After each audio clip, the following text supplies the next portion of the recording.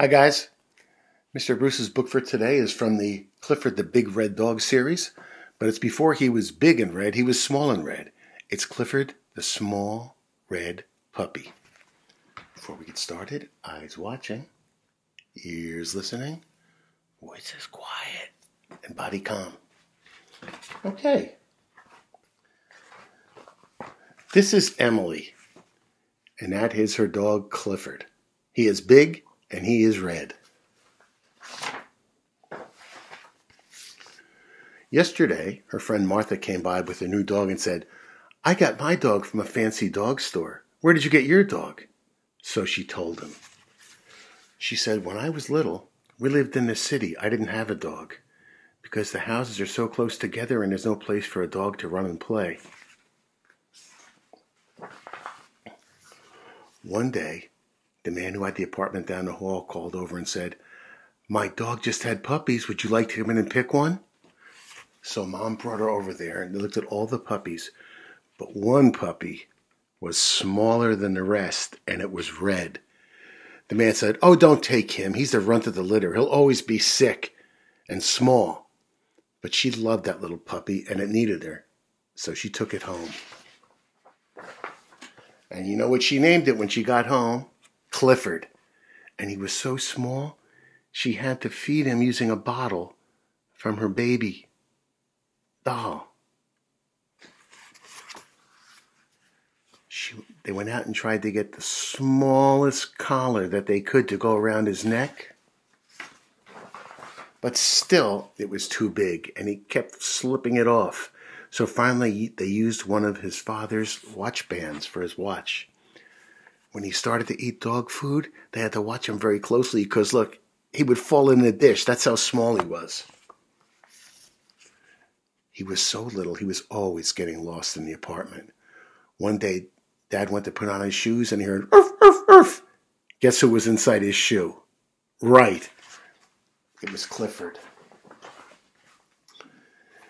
Dad said, "Now remember, Clifford's so small. I don't know if he's going to be a healthy dog all his life."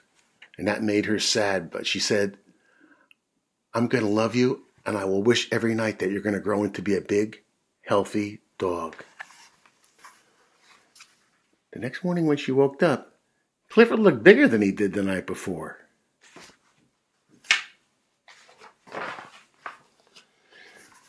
He seemed a little easier reaching his food bowl.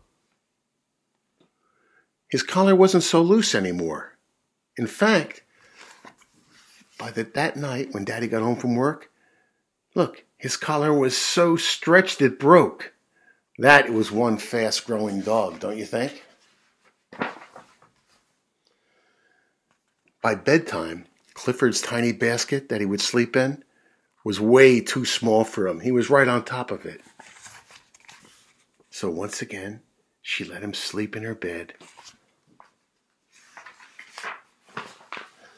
This was a mistake because he pulled all the covers and pushed her out of bed with his big clumsy legs. The next morning, when Mom went to feed Clifford, she said, "I think he's growing. We can see him growing. He's the fastest growing dog ever." The next day when she was taking Clifford for a walk, she saw a big, angry-looking dog come around the corner. She started to pick up Clifford so the big dog couldn't be mean to him. But then she realized, I don't have to worry about that. He's bigger than all the other dogs. He's almost like a horse. When they got home, he couldn't get in the front door because he was so big. Oh no, well the door didn't get any smaller, so he must have got bigger. They left him out on the patio for the night where he could sleep. The next morning, the phone rang. Ring, ring, ring, ring. It was the neighbor lady from upstairs at the apartment upstairs. He had grown up so much he was looking in her window on the second floor. "Get that dog out of my window." Well, when they went downstairs, all the neighbors now noticed how big he was. Look, he was up over all the other buildings. Well, the police came and said, "You're too big to live here. You're going to have to go, Clifford." Well, they didn't know how to even get him out of there. He couldn't go through the gate. So they got a big crane to drive over, and they hooked him up and dropped him in the side. And they put him in a giant moving truck. He could barely fit in. And they drove him to their uncle's house, who lived in the country.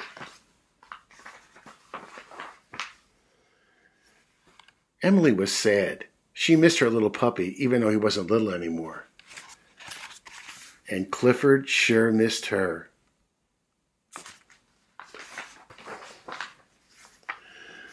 One day we got a surprise. My uncle called my dad and said, "Why don't you come here and move to the farm with us and work here?" We moved right away. When we got to the country, Clifford was waiting for me. I said, "Clifford, stop growing. Finally, you're just the right size." After she told the story, she said to Martha, "So that's how I got my dog. How did you get your dog again?" And Martha said, "Forget it. Your story is better." The end. Well, that was a good one. I hadn't seen it. There are all these stories with Clifford, the big red dog, but it's the only one I saw where he was a puppy. All right, I'll be back tomorrow with another book. Until then, kids, be good to your folks, and what do? Wash your hands. Bye-bye.